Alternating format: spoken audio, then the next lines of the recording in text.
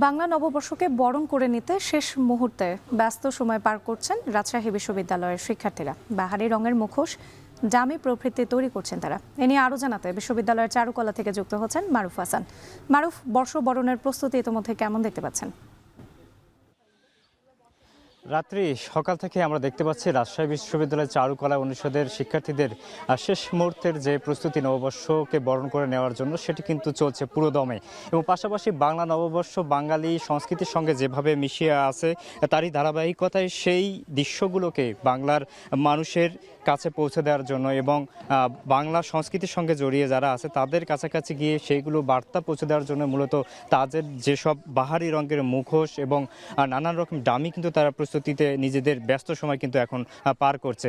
পুরাতন বছরকে বিদায় দিয়ে নতুনকে আগমন জানার জন্য তাদের এই উদ্যোগ কিন্তু রাজশাহী বিশ্ববিদ্যালয় জুড়েই কিন্তু আমরা দেখতে পাচ্ছি। বিশেষ করে এই পয়লা বৈশাখকে কেন্দ্র করে চারুকলা অনুষদের জন্য কিন্তু বিশেষ একটি আকর্ষণ থাকে, কারণ তারা বিভিন্ন সময় বিভিন্ন আকর্ষণীয় ডামি কিন্তু প্রস্তুত করে থাকে। এবারের চারুকলা অনুষদের পক্ষ থেকে এবছর পয়লা বৈশাখকে উদযাপন করার জন্য তারা বিশেষ করে বিশ্ব জ্বালানি সংকটকে তুলে ধরার জন্য তারা কিন্তু বিশেষ করে জ্বালানি সংকটকে মোকাবেলা পাশাপাশি বিকল্প বাহন স্বরূপ তারা কিন্তু ঘোড়ার গাড়ির যে ডামি সেটি কিন্তু রেখেছে। পাশাপাশি তাদের থিম হিসেবে থাকছে বিশাল আকৃতির ইলিশ মাছ।